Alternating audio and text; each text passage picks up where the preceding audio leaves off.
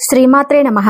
అందరికీ కూడా ఆ అమ్మవారి ఆశీస్సులు ఉండాలని మనస్ఫూర్తిగా కోరుకుంటూ, కృష్ణాష్టమి సందర్భంగా భాగవతంలోని కథలను వినడం వల్ల స్వామివారి యొక్క అనుగ్రహంతో పాటు సకల పాపహరణం, అలాగే అశ్వమేధ యాగఫలం కాబట్టి భక్తి శ్రద్ధలతో ఈ కథలను వినండి.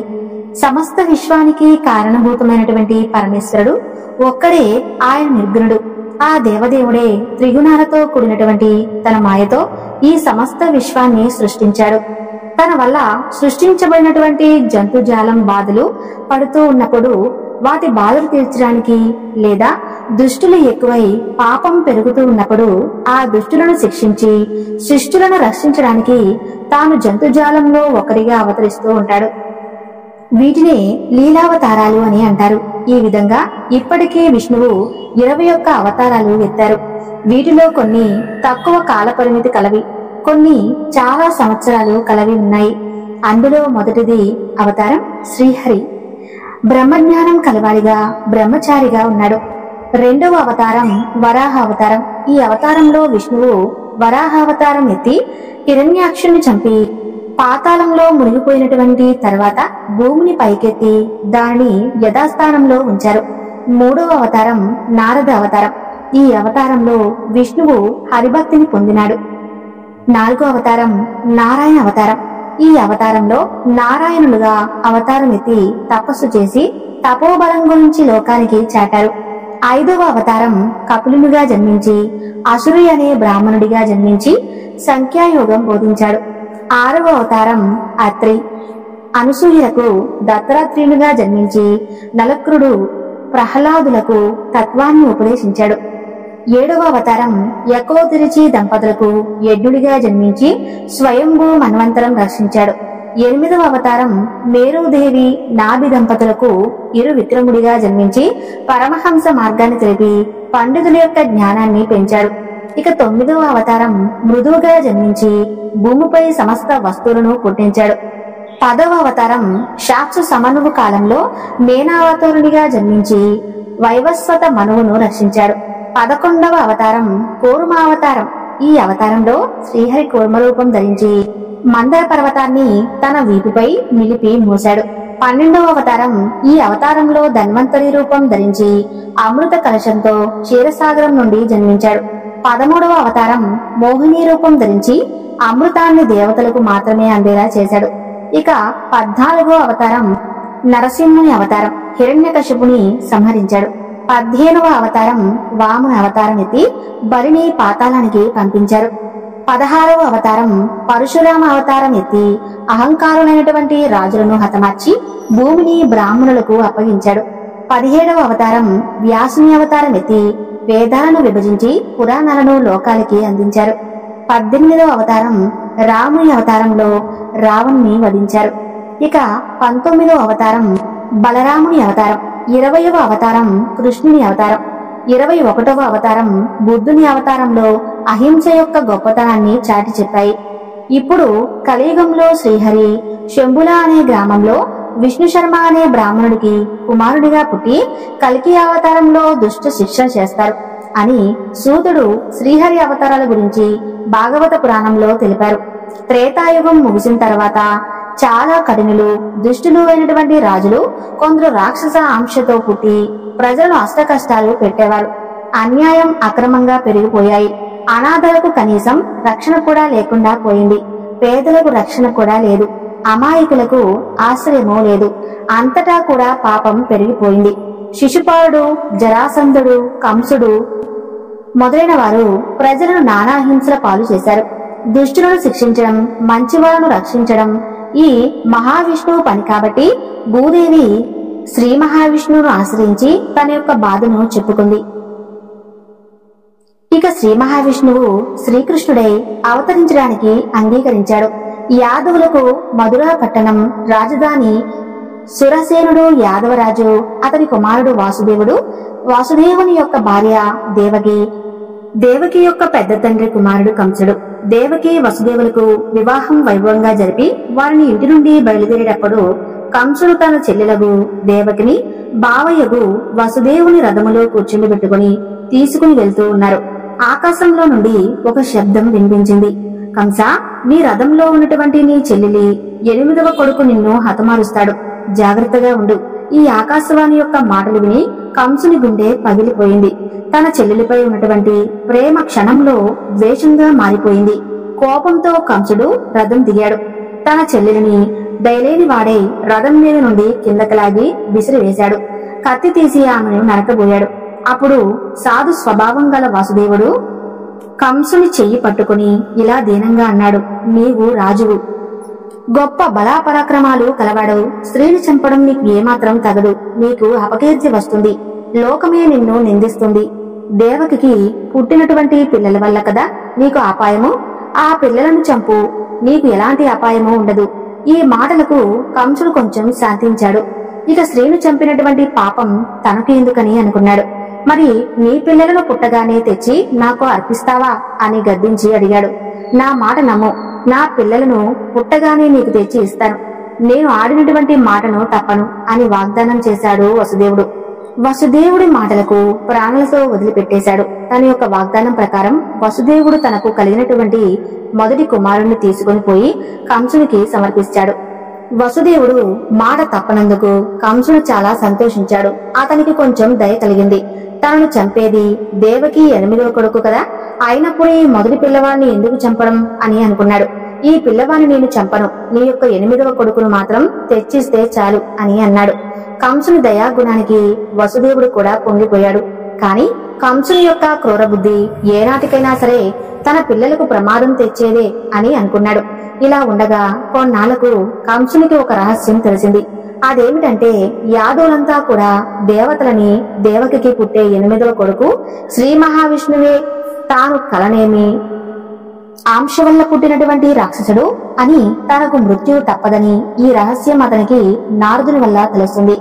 ఈ విషయం తెలిసినప్పటి నుండి కూడా యాదవులంటే మరింత కోపం పెరిగిపోయేది. అప్పటికి దేవకి వాసుదేవులకు 6 కొడుకులు. ఆ కోపంతో కంసుడు తాను మొదటి దయతలిచి విడిచిపెట్టినా కూడా ఆ 6 పిల్లలను క్రూరంగా చంపివేశాడు. ఇక పుత్రశోకంతో విలవిల్లాడిపోతున్నటువంటి ఆ పుణ్య దంపతులు ఈడ్చుకుని వచ్చి చెరసాలలో బంధించారు. యాదవులతో ఘోర యుద్ధం చేసి వారి యొక్క రాజ్యాలను కూడా ఆక్రమించేశారు. ఈ పని మంచిది కాదు అని చెప్పినందుకు తన తండ్రి అయినటువంటి ఉగ్రసేనుని కూడా హింసించి చెరసాలలో బంధించారు. కంసుని యొక్క పరిపాలనలో ప్రజల బాధలకు అంతులేదు. ఎటు విన్నా కూడా హాహాకారాలు, ఎటు చూసినా కూడా హింసలేక కంసుని యొక్క పాపం పండింది. ప్రజలు గోడును విన్నటువంటి శ్రీ మహావిష్ణువు తన యొక్క పాన్పోయినటువంటి శేషసర్పాన్ని తనకు అన్నగా వసుదేవుని యొక్క మరొక భార్య రోహిణి గర్భంలో పుట్టాల్సిందిగా దేవకి వసుదేవులకు ఖైదీలో ఉన్నటువంటి విష్ణువు ఆదేశించాడు. శేషుడు అదే విధంగా రోహిణి గర్భంలో బలరాముడై అవతరించాడు. ఇటు దేవకి కూడా గర్భం ఏర్పడింది. 8వ శిశువు పుడతాడని కంసుడు చాలా జాగ్రత్తగా కాపలా ఉంచాడు. ఒకనాటి అర్ధరాత్రి తారలు, గ్రహాలు శుభమైనటువంటి స్థానంలో ఉండగా దేవకికి శ్రీ మహావిష్ణువు శ్రీకృష్ణుడై అవతరించాడు. ఆయన జన్మించగానే 7 సముద్రాలు పొంగాయి. మేఘాలు చెవులకు ఇంపుగా ఉరిమాయి. ఆకాశం నిండా గ్రహాలు, నక్షత్రాలు వెలిగాయి. చల్లని కమ్మని గాలి వీచింది. హోమాగ్ని అంతటా వెలిగింది. కొలనులో కమలాలు తుమ్మిదలతో ఎంతగానో మురిసిపోయాయి. నదుల్లో నిర్మాణమైనటువంటి జలాలు ప్రవహించాయి. దేవతల పుష్పవర్షం కురిపించారు. గంధర్వులు పాడారు. రంభా, ఊర్వశి మొదలైనటువంటి దేవకాంతలు ఆడారు. శ్రీకృష్ణుణ్ణి కన్నటువంటి దేవకి చంద్రుడు ఉదయించినట్లే తూర్పు దిక్కు వలె వెలిగింది. మేఘం వలె నల్లగా ఉన్నవాడు, 4 భుజాలు కలవాడు, తామరల వంటి కన్నులు కలవాడు, విశాలమైనటువంటి రొమ్ము కలవాడు కదా. శంఖచక్ర పద్మం ధరించిన వాడు, మెడలో కౌస్తి భవని కలవాడు.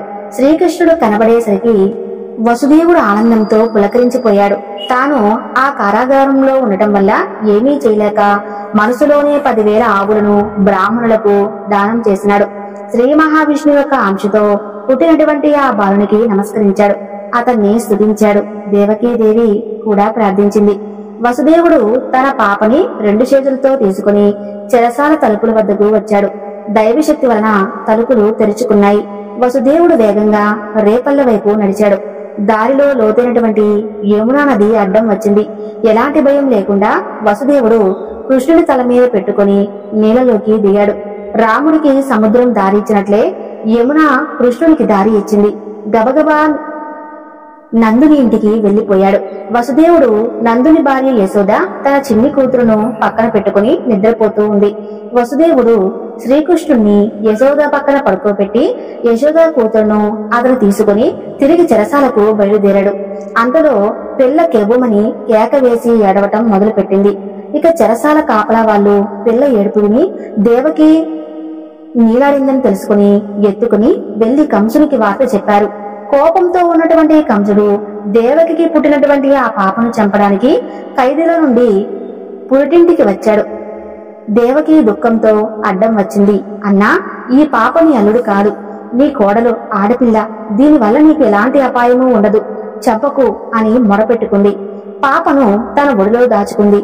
కంసుడు ఉగ్రుడై పసిపాప కేకలు పెడుతూ ఉండగా ధైర్యాన్ని వాడై చెల్లెల ఒడిలో నుండి గుంజుకున్నాడు. ఆ తర్వాత ఆ పాప కాళ్ళు మెలివేసి నేలకు విసిరి కొట్టాడు. అయితే ఆ పసిపాప నేలన పడలేదు. రివ్వున ఆకాశంలోకి ఎగిరింది. 8 చేతులతో రకరకాల ఆభరణములతో గదా, శంఖ, చక్రం, శరం, చాపం, పెద్ద కత్తి, శూలంతో ప్రకాశించింది. ఆమె యోగమాయ. ఆమె ఇలా అన్నది, కంసా, నీవు ఎంతటి పాపాత్ముడు! ఇప్పటికీ 7 మగపిల్లలను నీ పొట్టన పెట్టుకున్నావు. ఆడపిల్ల అని నన్ను కూడా కనికరించకుండా చంపాలని చూశావు. ఇక నీ ఆటలు ఎంతో కాలం సాగవు.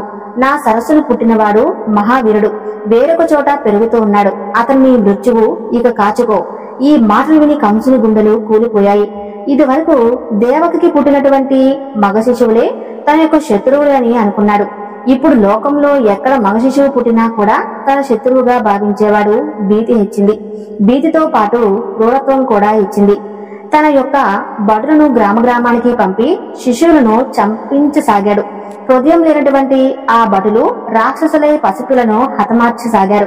వాళ్ళు మాయా వేషాలతో గ్రామాల్లో చురపడి కన్ను కప్పి పిల్లలను పట్టుకుని పోవటం మొదలు పెట్టారు. ఆ తర్వాత వాళ్ళని కృష్ణుడు ఎలా కాపాడాడో ఇప్పుడు మనం తెలుసుకుందాం. పిల్లలను చంపడానికి పంపించబడినటువంటి రాక్షసులతో పోతన ఒకటి. ఇది భయంకరమైనటువంటి రాక్షసి. పెద్ద పెద్ద కోరలు, విరబోసుకున్నటువంటి జుట్టు, పెద్ద ఎత్తైనటువంటి నల్లని శరీరంతో ఉంటుంది. అయితే ఇది పల్లెటూరు యొక్క గొల్ల. పడుచువలే వేషాన్ని మార్చుకుని చల్ల అమ్ముతూ పల్లెల్లో పట్టణాల్లో తిరుగుతూ ఉండేది. వీలైనప్పుడల్లా పసిపిల్లల గొంతు నులిమి లేదా విషం పెట్టి చంపుతూ ఉండేది. ఒక్కొక్క ఊరు చూస్తూ ఒకనాడు రేపర్లకు వచ్చింది. అక్కడ ఇల్లు తిరిగి పసిపిల్లల యొక్క ఆచూకీ తీసింది. క్రమంగా నందుని ఇంట్లో పిల్లవాని ఏడుపు వినగానే వాణ్ణి చంపడానికి నిర్ణయించుకుంది. గొల్లబామ వేషంతో ఇంట్లోకి ప్రవేశించింది. ఎంత అందమైన బిడ్డడమ్మా, రత్నం రత్నంలాగే ఉన్నాడు అంటూ పసివాడిని ముద్దు పెట్టుకోబోయింది. యశోద అడ్డం వచ్చి, మా వాడు పరాయి వాళ్ళ వద్దకు రాడమ్మా, ఇంకా ఏడుస్తాడు అని చెప్పింది. అయితే పాలిస్తానమ్మా, పాలిస్తే ఎడవళ్లే అని బలవంతంగా కృష్ణుణ్ణి యశోద చేతుల్లో నుండి లాక్కుని బడిలోకి పెట్టుకుంది. కృష్ణుడు గబగబా పాలు తాగటం మొదలు పెట్టాడు. ఒక్క నిమిషం పాలు తాగోడో లేదో పోతనకు గుండెల్లో నుండి ప్రాణాలు గుంజినట్లుగా అనిపించింది. గుండెల్లో నొప్పి మొదలైంది. అమ్మో అమ్మో అని బాధతో అరవసాగింది. నా ప్రాణాలు పిలిచేస్తున్నాడు తల్లి అని మొత్తుకున్నది. కృష్ణుడు దాన్ని వదల్లేదు. పోతన విలవిలా తన్నుకుని ప్రాణాలు వదిలివేశాడు. ప్రాణాలు పోగానే పోతన తన రాక్షస ఆకారంతో పడి ఉండి పెద్ద పెద్ద చేతులు, విరబూసుకున్నటువంటి జుట్టు, పెద్ద కూరలు ఎంతో భయంకరంగా ఉంది. కొండ వంటి పోతన శరీరం మీద శ్రీకృష్ణుడు ఆడుకుంటూ ఉన్నాడు. పోతన అరుపులు విని ఊర్లో జనమంతా వచ్చి అక్కడ గుమిగూడారు. యశోద తన కుమారుణ్ణి పోతన దగ్గర నుండి లాక్కొని దుఃఖంతో ఏడుస్తూ పిల్లవాడిని జోకొడుతూ నిలిచింది. గొల్లబాములందరూ వచ్చి పసివాణ్ణి భూతరక్షకులు కట్టారు. భయంకరమైనటువంటి పోతన శరీరాన్ని చూసి అంతా భయపడ్డారు. పోతన శవాన్ని ముక్కలు ముక్కలుగా నరికి ఊరవతల కాల్చివేశారు. పసివాడికి ఒక గండం గడిచిందని అందరూ కూడా సంతోషించారు. యశోద బ్రాహ్మణులకు పూజలు చేసి వారికి అడిగినవన్నీ ఇచ్చింది. కృష్ణుడు పాన్పు మీద పడుకోబెట్టి నిద్రపుచ్చింది. కొంతసేపటికి పసివానికి ఆకలి వేసింది. పాన్పు నుండి జారి కిందకు వచ్చి అక్కడ దగ్గరలో ఉన్నటువంటి బండిని తన్నాడు. బండి ఆకాశానికి ఎగిరి కింద పడింది. బండిలోని పదార్థాలన్నీ కూడా నేలపాలయ్యాయి. ఆ చప్పుడు విని అంతా కూడా అక్కడికి వచ్చి ఆ పసివాని యొక్క శక్తిని చూసి ఆశ్చర్యపోయారు. కంసుడు పంపగా వచ్చినటువంటి రాక్షసుడు ఒకడు బండి రూపంలో అక్కడ ఉండగా కృష్ణుడు అది కనిపెట్టి హతమార్చాడు. శకాటాసురుడు చచ్చి నేలకూలాడు. అలా ఒకనాడు తృణవాహు అనే రాక్షసుడు సుడిగాలి రూపంలో వచ్చి కృష్ణుణ్ణి ఆకాశంలోకి ఎత్తుకుని పోయాడు. గాలితో పాటు ఆకాశంలోకి ఎగిరిపోతున్నటువంటి కృష్ణుని చూసి గోపికలంతా ఎడవటం మొదలుపెట్టారు. యశోద మూర్ఛపోయింది. తృణవర్తుడు చాలా దూరం ఆకాశంలోకి బాలుని ఎత్తుకుని పోయాడు. పోయిన కొద్దీ బాలుడు ఏనుగువలే బరువు కాబోలు ఇంకా అయిపోయాడు. ఇక పైకి మూసుకుని పోలేక కొంత దూరం పోయిన తర్వాత తృణవర్తుడు ఆగిపోయాడు. బాలుడు 4 ఏనుగులంతా బరువయ్యాడు. తర్వాత కొండంత బరువై తృణవర్తుడి మెడ పట్టుకుని వేలాడాడు. ఆ బరువు భరించలేక ఆ రాక్షసుడు దుబేలను నేలకూలాడు. కాళ్ళు చేతులు విరిగిపోయాయి. అలా కృష్ణుడు కొంచెం పెద్దవాడయ్యాడు. తన తోటి గొల్లలతో ఆటలాడటం ప్రారంభించాడు. మీరందరూ గోవులు, నేను గోవల్లభుడిని అనేవాడు. మీరందరూ భటులు, నేను రాజుని అని వారికి ఆర్డర్లు జారీ చేస్తూ ఉండేవాడు. మీరంతా ఇంటి వాళ్ళు, నేను దొంగని అని వాళ్ళ సొమ్ము ఎత్తుకుని పోయేవాడు. నేను సూత్రధారిని, మీరు నటులు అని వారితో ఏవేవో వేషాలు వేయించి ఆడిస్తూ ఉండేవాడు. దాగుడు మూతలాడేవాడు. అలాగే ఉయ్యాలు ఊగుతూ ఉండేవాడు. పనులు చేస్తూ ఉండేవాడు. కృష్ణుడి యొక్క అలాగే గోపికలంతా కూడా విసిగిపోయేవారు. అంతా ఒక గుంపుగా వచ్చి యశోద వద్ద మొరపెట్టుకుంటూ ఉండేవారు. అమ్మా యశోదమ్మా, మీ కొడుకు అల్లరిని మేము భరించలేకుండా ఉన్నామమ్మా. పిల్లలకు పాలు లేవని బాలింతలు మొత్తుకుంటూ ఉంటే పకపకా నవ్వుతూ మీ పిల్లవాడు దూడలా తాళ్ళు విప్పేసి ఆవుల వద్దకు పంపిస్తున్నాడు. మా కడవల్లోకి కాగిన పాలని కూడా ఆవు దూడలకు పోసి మిగతా కడవల్లోని అన్నీ కూడా పగలగొట్టేస్తున్నాడు. మా ఇంట్లో దొంగలాగా చొరపడి ఉట్టి మీద కుండను తాడు తీసి మేగడ పాలు చేతులతో తాగాడు. తాను తాగింది చాలక ఒక ఇంటి కోడలి మూతికి పెరుగు రాశాడు. అది చూసి దాని అత్త దానిని కొట్టింది. ఒకరింట్లో నెయ్యి తాగి వట్టి కుండను తెచ్చి ఇంకొకరింట్లో పెట్టగా వారికి వీరికి కోట్లాట అయ్యింది. నీ పేరేమిటి అని ఒక ఆమె అడిగితే ఆమె పెదవి కొరికిపోయాడు. ఆ పిల్లవాడు నిద్రపోతూ ఉంటే వాడు జుట్టును లేగతోకకు ముడివేశాడు. నీ కొడుకు మా ఇళ్లల్లో పాలు పెరుగు అన్నీ కూడా తినేస్తున్నాడు. మా ఊరు వదిలిపెట్టి ఎక్కడికైనా వెళ్లిపోతాం అని దీనంగా చెప్పారు. ఆ మావాడు ఇల్లు విడిచి ఎక్కడికి వెళ్లడేం? ఇదంతా ఎలా జరిగిందమ్మా? అయినా ఇక ముందు మరి జాగ్రత్తగా ఉంటాను. మీరు జరిగిన దానికి విచారపడవద్దు అని వారిని ఓదార్చి పంపించింది. యశోద గొల్లబామలంతా కూడా తన మీద చాడీలు చెబుతూ ఉంటే విని భయంతో ఇంట్లో దాక్కున్నాడు అల్లరి కృష్ణుడు. అలా ఒకనాడు బలరాముడు అతని యొక్క స్నేహితుడు గబగబా పరిగెత్తుకుని వచ్చి కృష్ణుడు మన్ను తిన్నాడని యశోదతో చెప్పాడు. యశోద కృష్ణుడిని పట్టుకుని, మన్నెందుకు తిన్నావు నాయనా? నేను చెప్పిన మాట వినవు. మీ అన్న మీ స్నేహితులు మన్ను తిన్నావు అని చెబుతున్నారు. తినడానికి ఇక మరేం లేదా అని గద్దించింది. అమ్మా, నన్ను నీతో కొట్టించారని వారు ఈ పన్నాగం పన్నారు. నిజానికి నేను మన్నెందుకు తింటానమ్మా? కావాలంటే నా నోరు వాసన చూడు. నీకు మన్ను తిన్నాను అని అనిపిస్తే నన్ను కొట్టు అని చెప్పాడు. కృష్ణుడు తన నోరు తెరిచి చూపించాడు. యశోద కృష్ణుడి నోటిలోకి చూసింది. అప్పుడు సముద్రాలు, పర్వతాలు, అరణ్యాలు, సూర్యచంద్రులు, బ్రహ్మాండం అంతా కూడా కనిపించింది. ఇక యశోదకు చెప్పడానికి ఆశ్చర్యం వేసింది. ఇదేమిటి? ఇదా కళ, వైష్ణవ మాయ అని అనుకుంది. వీడు ఇంత లేడు, వీడి నోట్లో బ్రహ్మాండమంతా కూడా కనిపిస్తుంది. ఇతడు కేవలం బాలుడు కాదు, ఇతను శ్రీ మహావిష్ణువే అని నమ్మింది.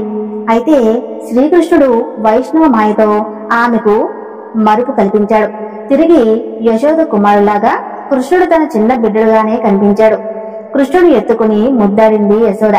నువ్వు మన్ను తిన్నావా అన్నమాట వట్టి మాట, కళ అని అన్నది యశోద. అలా ఒకనాడు యశోద ఇంట్లో ఉన్నటువంటి పనివారు అందరూ కూడా ఏవేవో పనుల మీద బయటకు వెళ్లారు. ఇంట్లో పనంతా కూడా యశోదమ్మ చేసుకోవలసి వచ్చింది. కూతురులో పెరుగుకుండ పెట్టి కవ్వంతాడు లాగుతూ కృష్ణుని గురించి పాటలు పాడుతూ పెరుగు చిలుకుతూ ఉంది. ఇంతలో కృష్ణునికి ఆకలి వేసి ఆట చాలించి ఇంట్లోకి పరిగెత్తుకుని వచ్చాడు. అమ్మా, ఆకలి అవుతుంది అని అన్నాడు. పెరుగు చిలకడం మానుకుని బిడ్డడికి యశోద పాలు ఇచ్చింది. ఇంతలో పొయ్యి మీద పాలు పొంగినటువంటి చప్పుడు అయింది. పిల్లవాడిని కిందకు దించి యశోద పాల కడవ దింపడానికి లోపలికి వెళ్ళింది. శ్రీకృష్ణుడికి ఆకలి పూర్తిగా తిరలేదు. ఇక తనకు పాలు సగమే ఇచ్చి వెళ్ళినటువంటి తల్లి మీద కోపం వచ్చింది. ఎదురుగా ఉన్నటువంటి పెరుగు కడవను పగలకొట్టాడు. అందులోని వెన్న పెరుగు తినేశాడు. ఇంతలో యశోద వచ్చి పెరుగు కడవ పగిలి ఉండడం చూసింది. కృష్ణుడి మీద చెప్పరానంత కోపం వస్తుంది, కొట్టబోతుంది. కృష్ణుడు ఉరుకు పుంజుకున్నాడు. కృష్ణుని పట్టుకోవడానికి యశోద పరిగెత్తుతుంది. ఇంతకు దొరకడు. స్తంభం చాటును దాక్కుని తప్పించుకుంటూ ఉంటాడు. కృష్ణుడిని పట్టుకోవడానికి యశోద పరిగెత్తుతుంది. ఎంతకు దొరకడు. స్తంభం చాటును దాక్కుని తప్పించుకుంటూ ఉంటాడు. ఇటు అటు ఉరుతూ ఉండేవాడు. చివరికి కృష్ణుడు దొరికాడు. వెన్న దొంగ దొరికాడు అంటూ యశోద కృష్ణుడిని పట్టుకుంది. అయితే అతన్ని కొట్టడానికి మాత్రం చేతులు రాలేదు. నాయనా, ఎక్కడికి పడితే అక్కడికి పోతావు, ఒక్క చోట కూడా కుదురుగా ఉండవు కదా, కాస్త కన్ను మాయ కలిగితే ఏంటంటే కొండలెత్తిపోతావు, నీళ్లలో దూకుతావు, మట్టితో ఆటలాడుతావు, ఎత్తైనటువంటి స్తంభాలు కదిలించబోతావు, నీళ్లలోకి దూకుతావు, మట్టిలో ఆటలాడుతూ ఉంటావు, ఎత్తైనటువంటి స్తంభాలు కదిలించబోతావు, నడుముకు గుడ్డైనా కట్టుకోకుండా ఉరుకుతావు, ఇదంతా ఏమిటి అని కొంచెం కోప్పడింది. ఇక అంతలో దగ్గరలో ఒక రోలు కనిపించింది.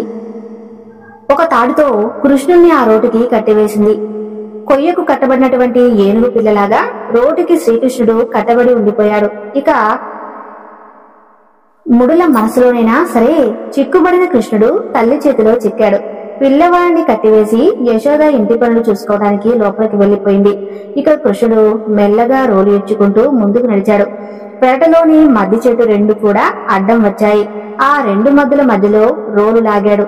అంత ఎత్తైనటువంటి మధ్యలు రెండు పెలపెల కూలిపోయాయి.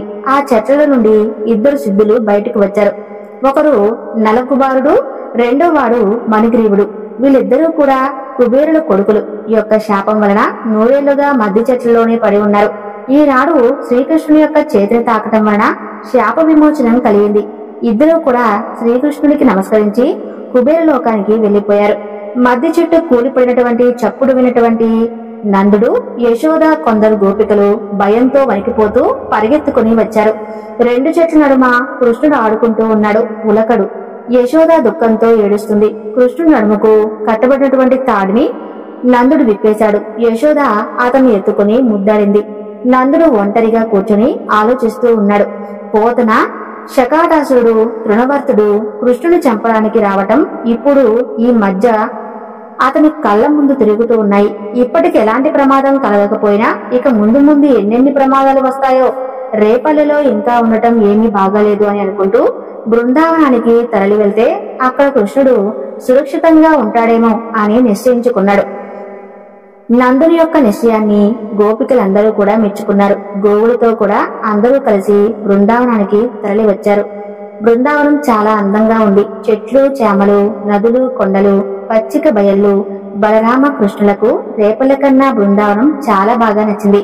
ఆవులను మేపుతూ తిరిగేటటువంటి తమ తోటి వయసు గల పిల్లలతో ఆడుకుంటూ అడవుల్లో, కొండల్లో స్వేచ్ఛగా తిరుగుతూ వేణువులు ఊదుతూ కొండరాలు కిందికి జరగడం, నదుల్లో ఈతలు కొట్టడం చేస్తూ ఉండేవారు. అలా ఒకనాడు యమునా నది తీరంలో చల్లని చెట్ల నీడల్లో మిట్ట మధ్యాహ్నం పూట గోవులు గుంపులుగా చేరి ఉన్నాయి. ఆవుల కాపురులు కూడా ఆ చెట్టు నీడల్లోనే ఉన్నారు. గొల్ల పిల్లలందరూ కలిసి బలరామకృష్ణుడు ఆడుకుంటూ ఉన్నారు. ఇంతలో ఒక అందమైనటువంటి దూడ వచ్చింది. చెంగు చెంగును గంతులు వేస్తూ ఇటు అటు పరిగెత్తుతూ భలే అందంగా కనిపించింది. ఈ దూడ ఎంత అందంగా ఉందో అని పిల్లలందరూ కూడా దానితో ఆడటం మొదలు పెట్టారు. కృష్ణుడు దూరం నుండి పరిగెత్తుకుని వచ్చి ఆ దూడ కాళ్ళు, తోక పట్టుకుని విసిరి ఆ చెట్టుకు కొట్టాడు.